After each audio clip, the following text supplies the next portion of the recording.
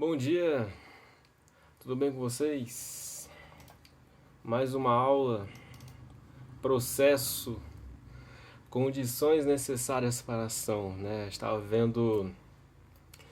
vendo sobre a possibilidade jurídica do pedido semana passada, né? A gente viu sobre a possibilidade jurídica do pedido, né? Que não está expresso no Código de Processo Civil. A gente viu também o interesse de agir, né? Que é constituído pelo binômio necessidade de equação. E agora vai ver a última condição necessária para a ação, que é a legitimidade. Aí disso a gente acaba, né, e vai para a competência na próxima semana. Dá para acabar hoje sobre. Dá para acabar totalmente sobre a legitimidade da ação, dá para falar sobre as espécies, sobre o seu conceito, bem direto. Bom, legitimidade, né? A última condição necessária para a existência da ação e também uma condição mínima para que o juiz possa julgar o mérito, possa julgar as pretensões formuladas pelo autor, né, pela parte. Então, o que é legitimidade? Legitimidade, além de legitimidade, né, ela pode ser chamada também de ad causa, para causa e de partes. São esses outros sinônimos, né, dados para a legitimidade. Mas o que é legitimidade? Legitimidade nada mais é que a relação de pertinência subjetiva, é uma relação de pertinência subjetiva entre o conflito trazido para juízo, certo? Que é trazido a juízo, e a capacidade para litigiar, para pleitear sobre ele. Eu tenho capacidade para levar aquele conflito a juízo, eu tenho capacidade para ingressar em juízo e discutir, tutelar aquele direito? É essa a ideia. Então é uma relação de pertinência subjetiva, né? Relação de pertinência subjetiva. E essa relação de pertinência subjetiva, ela é tanto para... Ela é uma via de mão dupla. Por quê?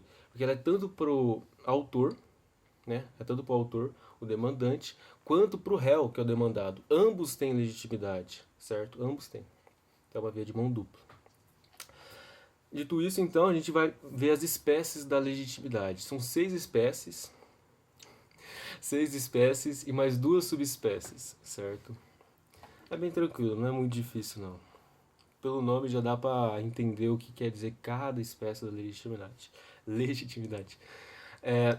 Primeiramente, a legitimidade ordinária, que é a regra do Código de Processo Civil, né? Porque quem tem legitimidade, normalmente, é a pessoa que vai a juízo tutelar direito, vai a juízo em nome próprio, tutelar direito próprio. Então essa é a legitimidade ordinária. Já a legitimidade, segunda, essa foi a primeira espécie, ordinária. Segunda espécie, legitimidade extraordinária. A legitimidade extraordinária é a exceção, é o contrário da ordinária. É a exceção do Código de Processo Civil.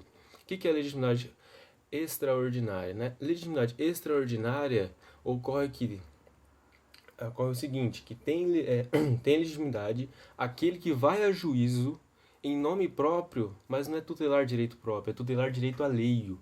Por isso que é uma exceção, por isso que ela é extraordinária, vai além ao seu direito próprio. Tem alguns exemplos aqui. Primeiro, o MP.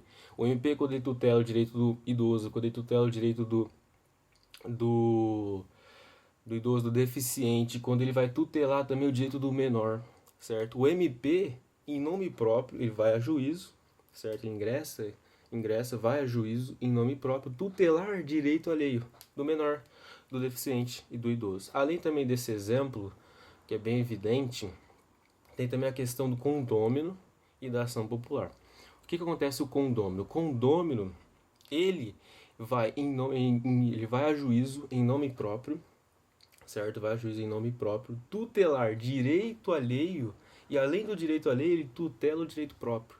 Ou seja, nessa hipótese do condômino, a legitimidade ela é tanto extraordinária quanto ordinária. Porque ele está tutelando o direito alheio e, por consequência, né, ele está tutelando também o direito dos condôminos, né? Por isso que é extraordinária e ordinária. A ação popular é a mesma questão do condômino. O sujeito, né, ele vai a juízo em nome próprio, geralmente é para proteger patrimônio, memória, essas coisas aí.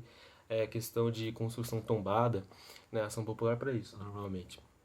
Então o sujeito ele vai em nome próprio, vai a juízo, ele vai a juízo em nome próprio, tutelar direito próprio, tutelar direito próprio e também o direito à lei. Por isso que é extraordinária e ordinária também, né? Essa é a ideia. Esses são os exemplos de legitimidade extraordinária. Uma coisa que é bom ressaltar: instituto de representação, assistência, a questão do advogado, a questão também do defensor público, né? Apesar de ser uma representação, de haver uma representação, né? A questão do sujeito não ter a capacidade postulatória, ele precisa de um advogado, ou ele vai precisar de um defensor público. Apesar disso tudo, apesar da representação, da assistência, ainda assim é a pessoa que vai a juízo em nome próprio, tutelar direito próprio. Mesmo que haja um terceiro, um representante legal, convencional, um assistente, um advogado ou um defensor público. Ainda assim aqui é legitimidade ordinária, não é extraordinária nessas questões, nesses institutos, né? Caramba, tá calor.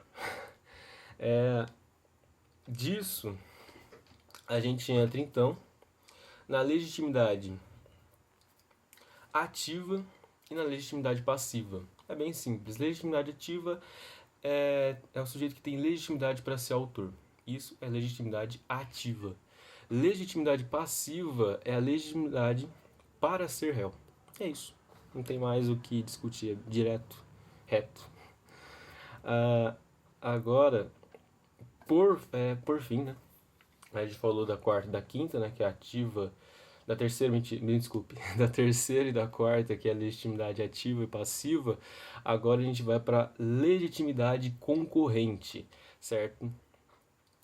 Mentira, oh meu Deus do céu, desculpa. Legitimidade exclusiva antes da concorrente, que é a quinta, aí depois a sexta. Porque são 6 espécies de legitimidade e 2 subespécies que a gente vai ver que é na concorrente. A legitimidade exclusiva é o seguinte: é a legitimidade que é atribuída a uma só pessoa, né? Por isso que é exclusiva. Privada àquela pessoa, essa é a ideia, restrita àquela pessoa. Normalmente é o titular do direito. Então essa é a legitimidade exclusiva. Legitimidade concorrente é aquela que é atribuída a mais de uma pessoa, certo? Então tem mais de um legitimado. Tem mais de uma pessoa que pode ir a juízo em nome próprio tutelar o direito, né? Direito próprio ou direito alheio, né, se for extraordinário. E um grande exemplo é a ação civil pública, porque ela tem vários. Na ação civil pública existem vários legitimados: o MP, a Defensoria Pública, autarquias, os entes federativos, né, União, estados, municípios e até mesmo o Distrito Federal, né? Então, isso é um grande exemplo de uma legitimidade concorrente, onde há aquela legitimidade que é atribuída a mais de né, a mais de uma pessoa. Né? E essa legitimidade concorrente, a gente entra agora na subespécie, aí finalizamos a aula. Nessa legitimidade concorrente, tem 2 subespécies: a legitimidade disjuntiva e a conjunta. Certo? Na legitimidade concorrente conjunta, o que acontece? Todos os legitimados devem ingressar, né, devem ingressar conjuntamente, formando um litisconsórcio necessário. Ou seja, no polo, seja ativo, seja passivo, naquele polo tem que existir mais de um legitimado. Então, o litisconsórcio aqui ele é necessário. Então, essa legitimidade concorrente conjunta. Todos, na legitimidade concorrente conjunta, todos devem ingressar conjuntamente, formando o litisconsórcio necessário, seja por previsão legal ou por natureza da ação. E, por fim, a legitimidade concorrente disjuntiva, legitimidade concorrente disjuntiva, aqui o litisconsórcio não é necessário. Se ele não é necessário, portanto, facultativo, né, as partes, os legitimados podem ingressar separadamente ou conjunto, vai depender, certo? Se quer ingressar separadamente, isoladamente, pouco importando para os outros legitimados, ele pode. Então essa é a ideia da legitimidade conjunta disjuntiva. Então, só para revisar novamente: legitimidade concorrente conjunta, litisconsórcio necessário. Todos devem ingressar conjuntamente. Legitimidade concorrente disjuntiva, o litisconsórcio é facultativo. Portanto, as partes podem ingressar, os legitimados, na verdade, podem ingressar conjunto ou separadamente, né? Então, é isso. Terminamos as espécies, o conceito, falamos, né? Relação de pertinência subjetiva. E assim terminamos, então, as espécies, sobre a legitimidade, né? E também sobre as condições necessárias para a existência da ação. Terminamos o vídeo. Senhores, peço que deem um like, compartilhem o vídeo, né? Para fortalecer o canal, né? Fortaleçam esse canal maravilhoso, certo? Até semana que vem. Falou, até mais.